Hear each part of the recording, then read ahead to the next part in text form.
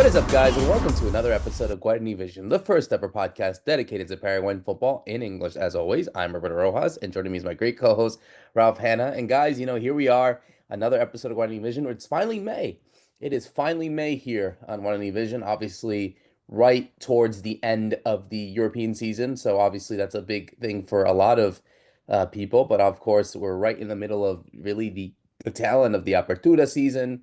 We still don't know who's going to win it after some results that we've seen in the last few days. It might swing one way or it might stay the way. You never know. But obviously, a big game also is happening this weekend that we'll talk about with the Superclásico. Obviously, we also have some Libertadores and Sudamericana action occurring next week as well. So we'll preview which Paraguay teams look to be still in the fight, look to be sweating it out because it really is it is the midway point. It really is the make or break for a lot of these Paraguayan teams that can ultimately determine the rest of their season in continental play. But we also have a lot of things also going on, and I got Ralph in here to jump in to talk about it because we have the U17 Sudamericano. The Paraguayan women's team is playing right now in Colombia. Shout out to Florencia Cáceres, who actually got the call up. She will be in that tournament. So obviously hoping that they do qualify for the World Cup. We also have the Beach Soccer World Cup happening in Seychelles over there in Africa. Obviously, Paraguay are participating in as well. Actually had their debut yesterday against Portugal. Did not go the way that it did, but they're still in with a fight. And yeah, of course, we had some Paraguayans in action the other day with the Champions Cup, the CONCACAF Champions Cup with Vancouver Whitecaps, eliminating Inter Miami, Lionel Messi's Inter Miami, and they will be playing in the final against Cruz Azul right next in June. So for what has been a quiet week, I guess from a domestic point of view, Ralph, we did see a lot of stuff involving Paraguayans or just Paraguayan teams in general in other disciplines. Yeah, that's right, Roberto. Hi to everybody watching and listening. I think the Beach Soccer World Cup didn't start as planned. Like you said, Paraguay lost 11-9 to Portugal, but really they were being totally outplayed until Portugal's goalkeeper got sent off, which is kind of rare in beach soccer. And they managed to pull some goals back, but they couldn't do enough to get a win in that first group game. So that puts them in a fairly difficult position now. They're playing Iran and Mauritania are the remaining games as they try and get through the group, which they have often done in the past. And then the U17 Sudamericana is going to be a great tournament, I think, in Colombia. You can watch it in the US. People can watch it on VIX. It's free, so that's good news. It's not always these tournaments are easy to find for those of us outside of South America. And I think Paraguay have a very interesting team at the moment since Fabio Fukumoto took over the women's senior team. He's brought in similar Brazilian coaches, and so the new coach now is only 40, and this is probably his biggest job I think he's had, having previously done U17s of Vasco da Gama. He did scouting. He coached a bit in China. And so I think it's interesting as Paraguay finally moves away in the women's team from only relying on Paraguayan coaches, which they did for a long time in youth level. They're starting to have this Brazilian influx. And then what we've seen on the men's side is there's always been that mix of kind of Argentinian Paraguayan coaching throughout the ranks. So it's interesting to see that there's more investment there and how that can work out. First games against Argentina. And then, of course, yeah, for Andres Gubas, it's worth mentioning that the man following him around in those games as he defeated Messi 2 more times was, of course, Gustavo Alfaro, who's in the US at the moment, well, US and Canada, and has been checking in on some of his players before the big World Cup qualifiers come around, which are now only a month away because it's at the beginning of June.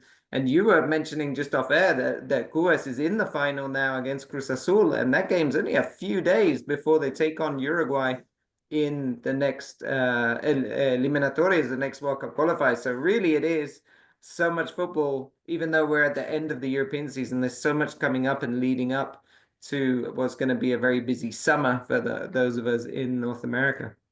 Yeah, no, totally. And just going back towards that, it really is the decisive games too. So it's not just like, oh, they're just playing it for the sake of it. No, they're literally like if they win this game against Uruguay and get something out of Brazil, which we don't even know who their coach is yet. There's been talk about if it's gonna be Ancelotti, if it's someone else, and that kind of gives Paraguay sort of the feeling, all right, at least there is a bit more unstable than we are doing here. So, potentially this time next week, this time next month, Paraguay can officially qualify for the World Cup. So, yeah, it's certainly going to be interesting. And going back to what you mentioned about the Sudamericana, the U17 tournament over there in Colombia. Yep, Paraguay are in a group with the host Colombia. They're in a group also with Argentina, who they face today at the time of recording. They got Venezuela and they got Chile. For those that want to know how the format works, it's five groups. It's two groups of five. The top three qualify to the final stage from each group, and then you're in kind of a hexagonal, and the top four, where they all face each other in a round robin, and the top four from those six qualify for the U17 Women's World Cup in Morocco, happening in October. So, obviously, shout out again to Florencia Cáceres. We're rooting for her, hoping that she can make a big impact, and of course, help Paraguay qualify for the World Cup in, I think, the first time since 2016. I was just doing here. Yep, just checked right here. The last time was in Jordan, so almost 10 years ago. So yeah, would kind of continue, I guess, the sort of trend of the Paraguayan teams doing well, both in all disciplines, in the senior team, the youth team. They've been going to World Cups, and yeah, obviously it's going to be very interesting to see what happens there, and hopefully that, yeah, they can make it again to the World Cup. So, let's switch gears to now to what's been going on in the Apertura, because obviously at the time of recording we got Libertad right at the top at 35 points, Guarani with 29, Cerro with 28, and then Olimpia with 26. Really is those four teams that are technically fighting for this title. You got Recoleta at 21 points right below them, but I don't think they will have enough to try to reach them at the minute. But of course, obviously heading into this weekend, you have the Superclásico. You have the Superclásico at La Nueva Olla this Saturday, actually, between Cerro Porteño and Olimpia. And, I think this is certainly something that I think for both fan bases, they definitely need the win, especially considering that they also have two really must wins, I would say, in their sort of uh, route for continental competition, because obviously Cerro Porteño will be playing in their Libertadores as well as Olimpia, which we'll talk about in a second. But heading into this game in particular, obviously Olimpia coming in with this sort of new coach with Fabian Bustos. We haven't really seen the best out of it yet, and obviously more so that they didn't get the win against Peñarol the other day.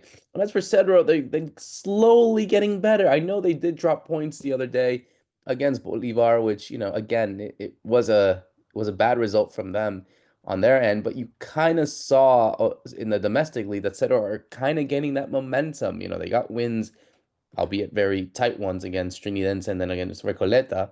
But I really do feel like this big test now with Olimpia, I feel like, in a way, obviously it's going to be interesting to see what happens in this game in particular for Diego Martinez, and sort of this sort of idea of how etc. want to judge themselves in the entire tournament, because Olimpia got the upper hand back in February. So Cedro really are coming in with that sort of revenge, but I think they have been the better team in comparison to Olimpia in the last few weeks, Ralph. Yeah, it's a really interesting game because, like you said, it's Olimpia in their almost the honeymoon period is starting to end now for new coach Fabian Bustos, and for Cerro, it's still a bit fractious. I think the atmosphere is. I don't want to go as far as saying toxic, but you can still see there's this disconnect from the fans and the players and the coach. So we've already had this season, for example, Diego Leon, shushing the crowd when he was playing at one point, and then we had it at when Diego Leon scored, by the way, in the last game. But then we had it from Diego Martinez. The coach was almost trying to shush the crowd, and it's been this very tense atmosphere. I think there's a lot going off the pitch with Cerro as well, with the presidential elections and that kind of thing. But you can also just, yeah, you just feel there's not that full harmony that you would hope to have, despite the fact that they're unbeaten in their last 5 games. As you mentioned, they've picked up some important wins.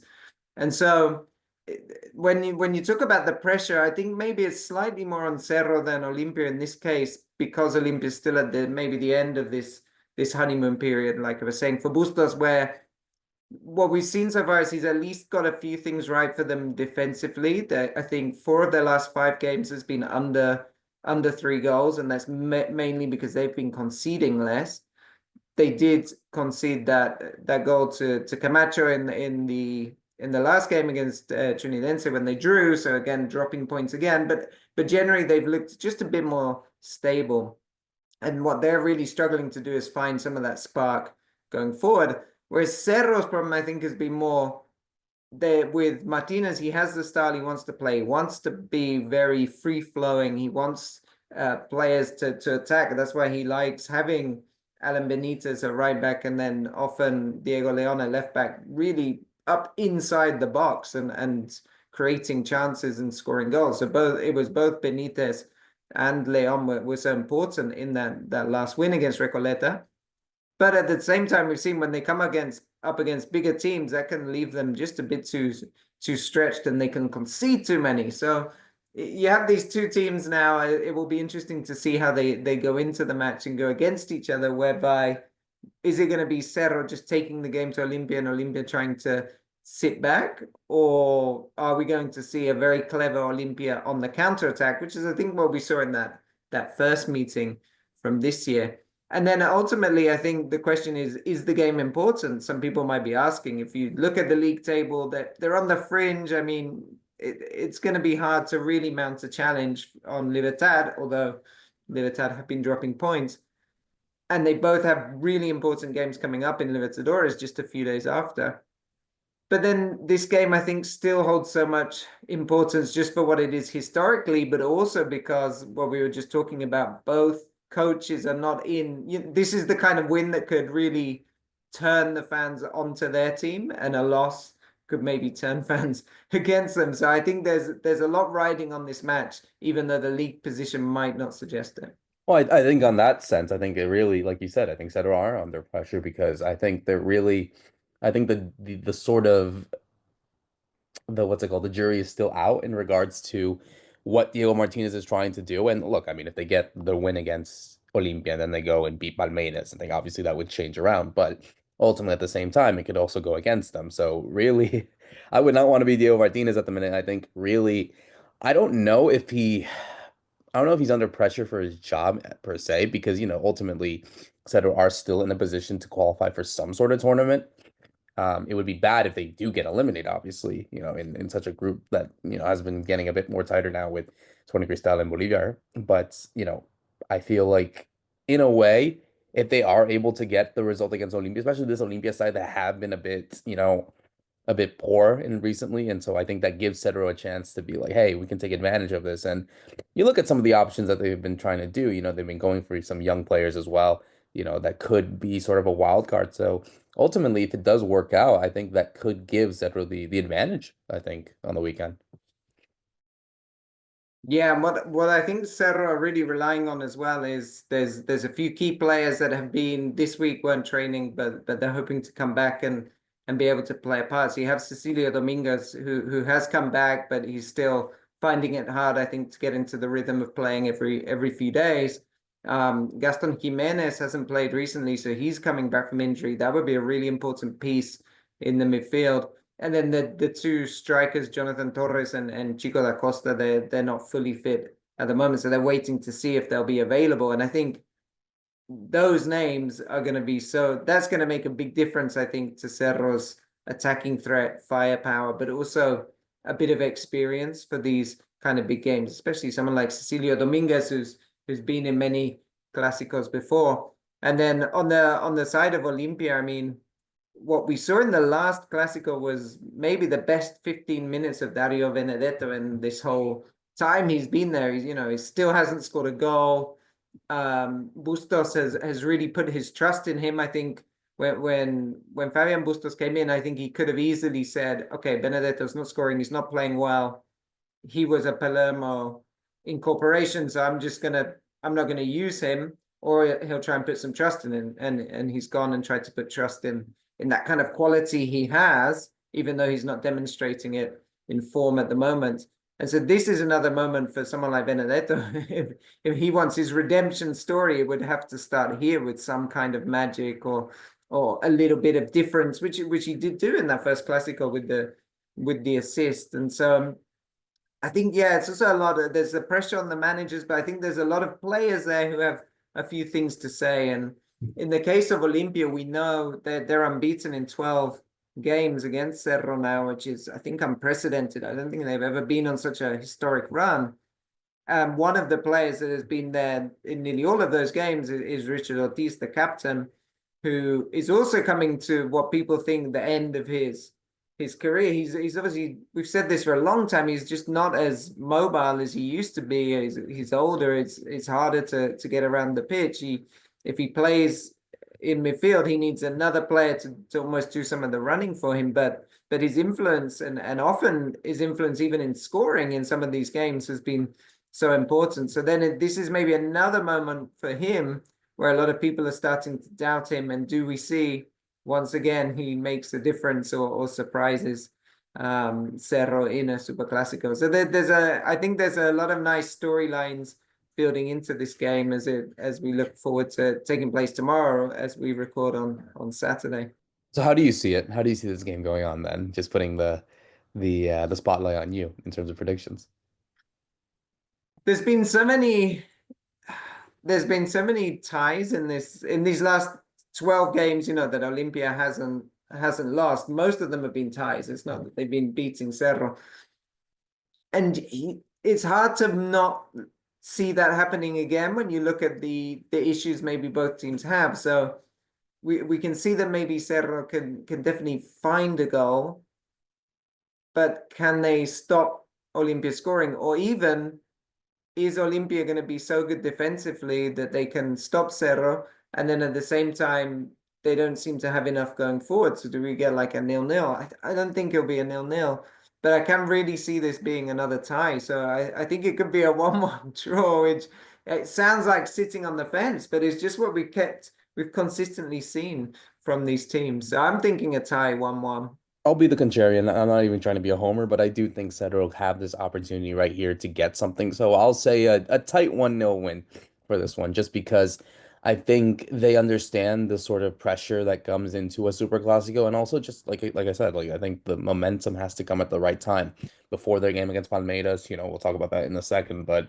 ultimately, I think a result there can really boost a team. And for Olimpia, I think for them, if they are the loser in this one, and then that even puts even more pressure to perform in the Libertadores. So yeah, I personally see a 1-0. I think, that's gonna be sort of the tight game.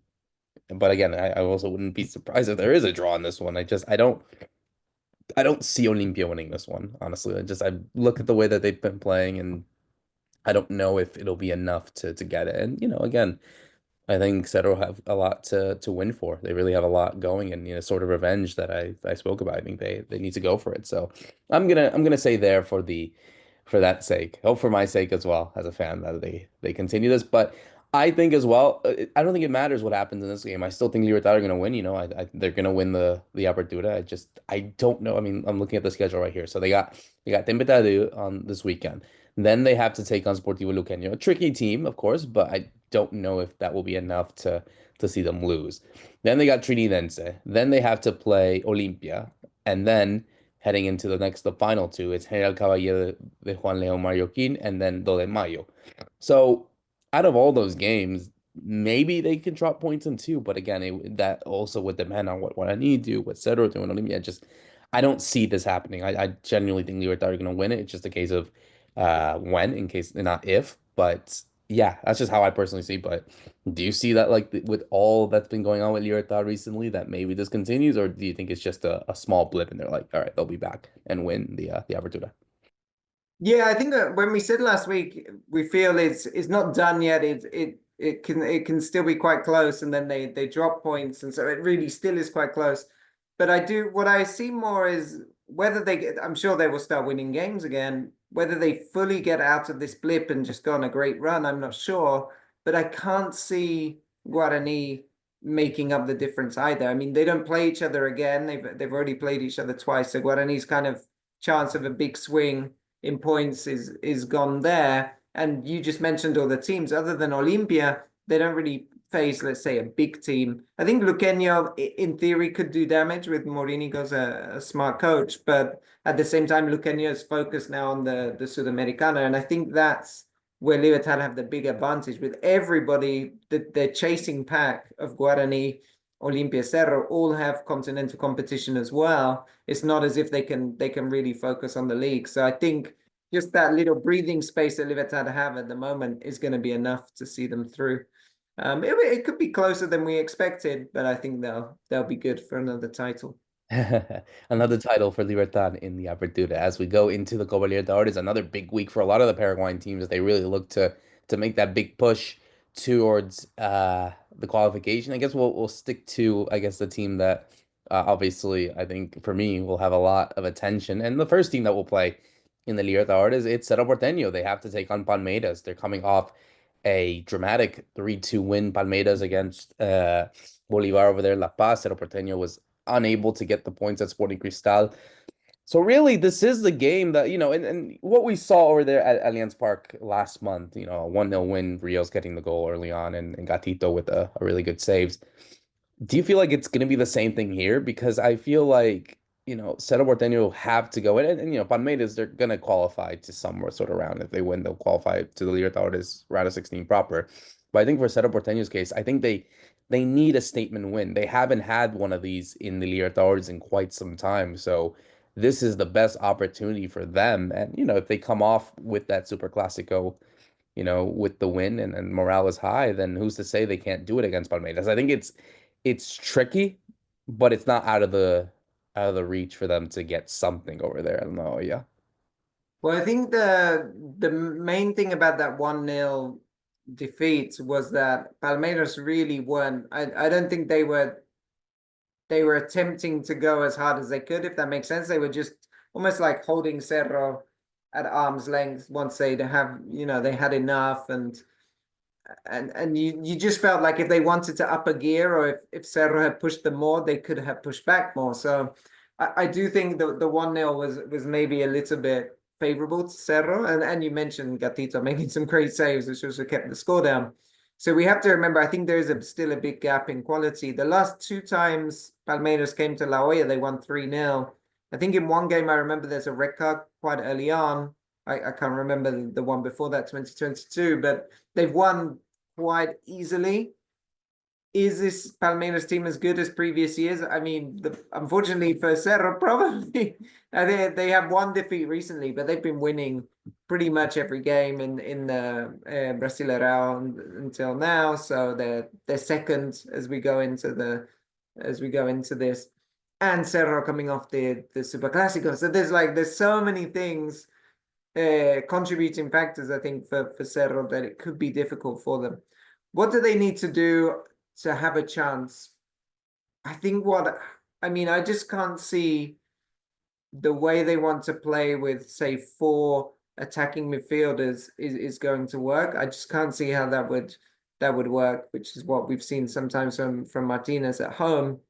I think really it has to be a more defensive performance and relying on players on the break. Maybe it's the kind of game where you see Gabriel Aguayo come into it late on, and his pace can maybe surprise Palmeiras.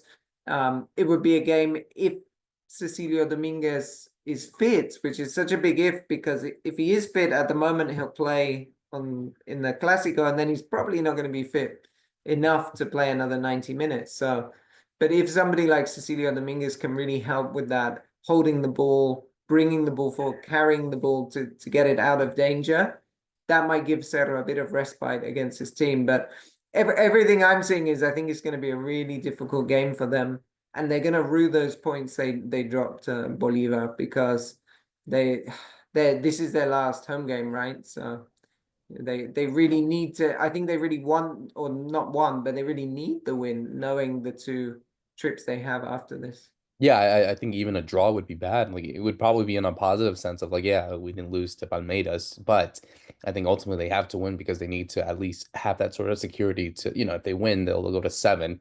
And regardless of what Bolivar Sporting Cristal do in that game, they'll still be in second place. So yeah, I feel like that sort of gap can help them in a way, but ultimately, even if they're trying to get something out of away, it just becomes more difficult. So yeah, they need the win. I don't see it. I personally see a draw. I think this is one of those like really dirty and frustrating games that could end up 0-0, and just that Cedro do as much as they can, but they can't break through. And even though they are defending well, but that's how I personally see it. I see a 0-0 in this one. I don't think Cedro will find that breakthrough. I hope I'm wrong, of course, and I think a lot of people too, but I don't personally see it. What about you?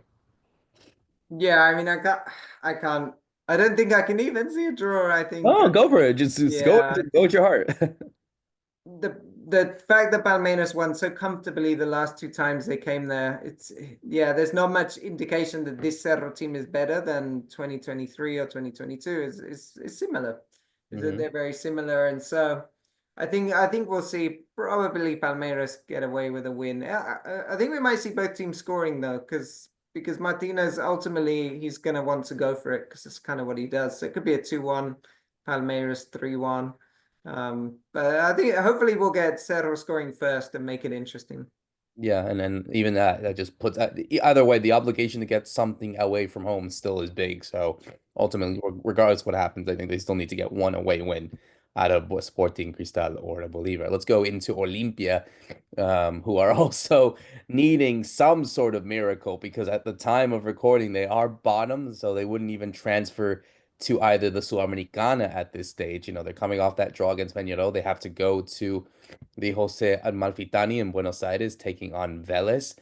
A Vélez side that is also coming off a loss. They lost again to San Antonio Bulo Bulo. Not again, but they did lose to them in Cochabamba. So San Antonio Bulo Bulo are right there, tied on points with them, only goal difference, which again, the big factor was the 4 goals scored from Olimpia against, the 4 goals Vélez scored on Olimpia back at the Defensores last month.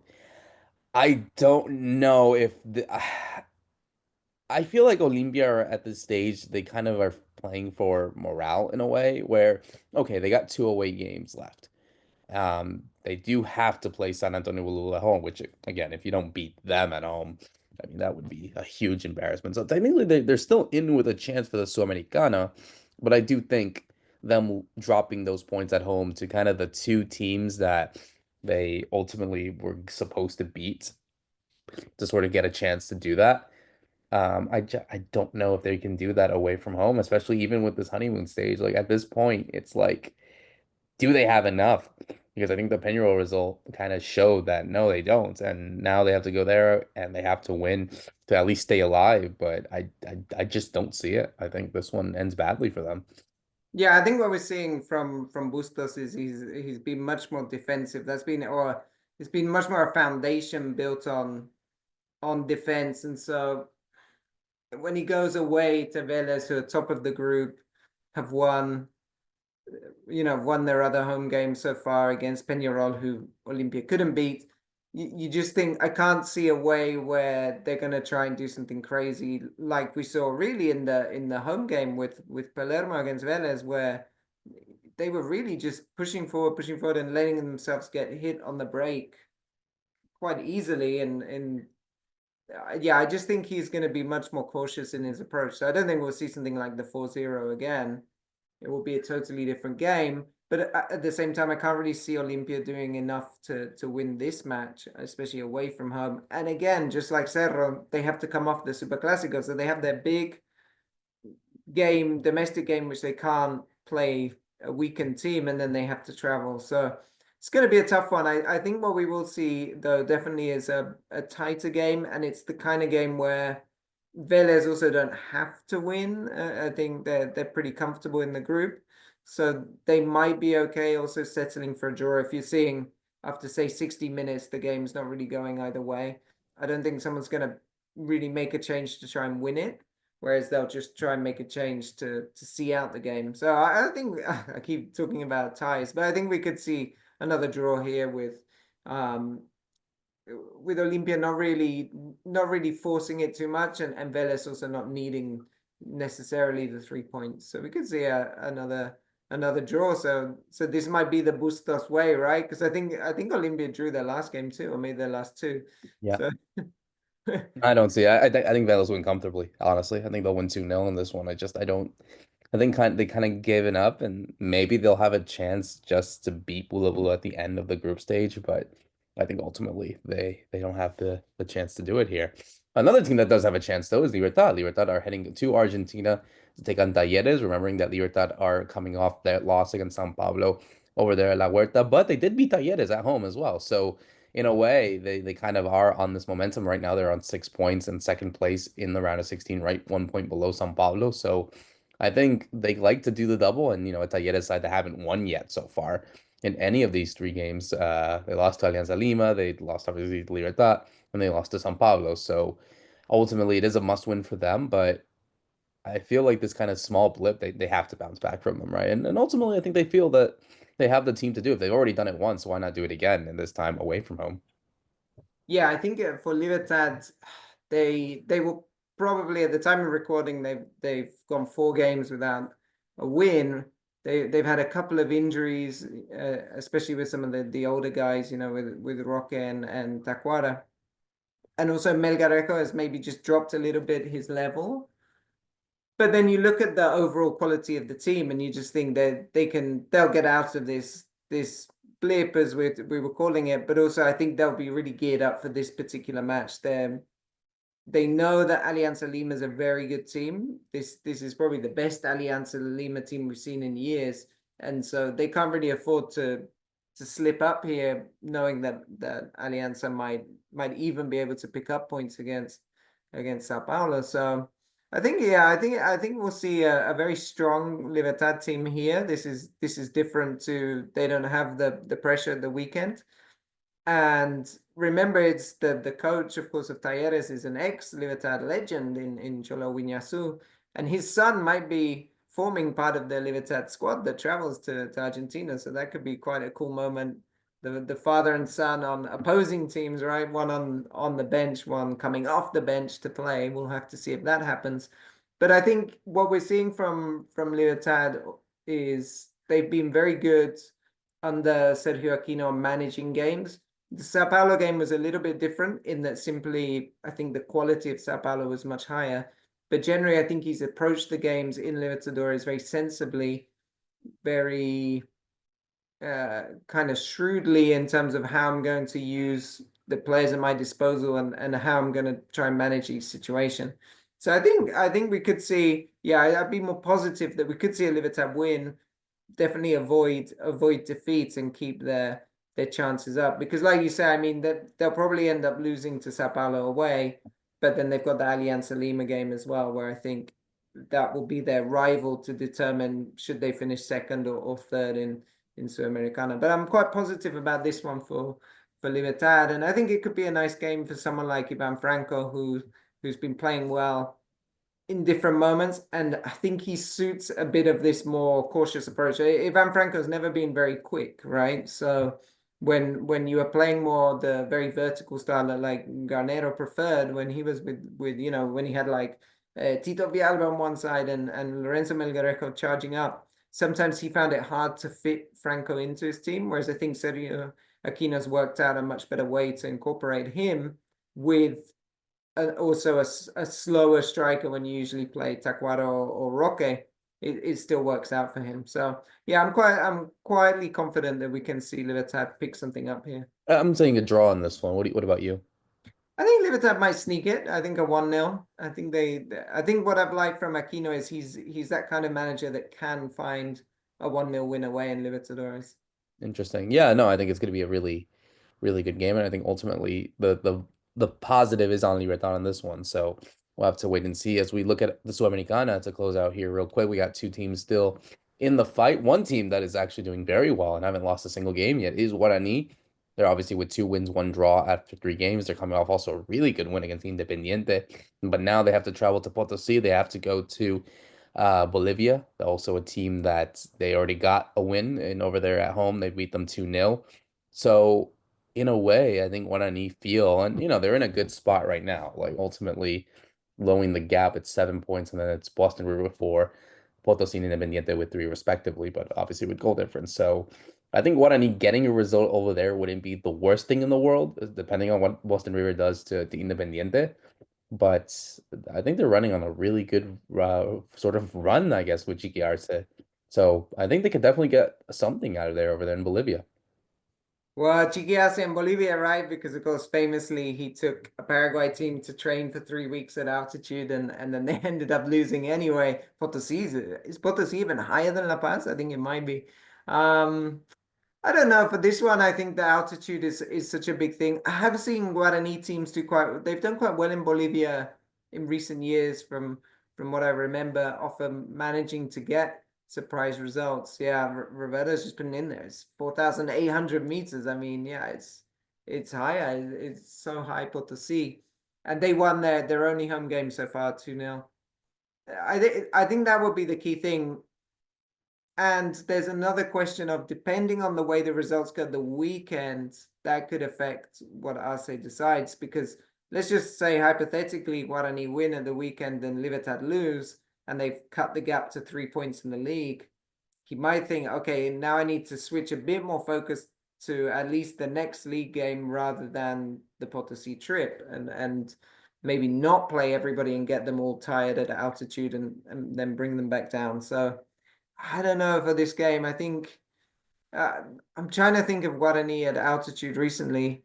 I can't remember how well they've done, but it does seem it could be a tough one because of that. So I wouldn't be surprised if they lose, but not for lack of quality. Just these games can be crazy up there. Yeah, no, totally. And again, I don't think it is the end of the world just because look at the remaining results. I'm sorry, remaining games that they have. They have a lot to their advantage. So yeah, if they sneak something, great. But ultimately, I don't think it's the end of the world in regards to how they deal with sort of this knockout stage sort of thing. So one team that I think is really just playing for morale at this point is Sportivo Luqueño. I know they did get the result against Atletico Grau, but ultimately they should have won that one.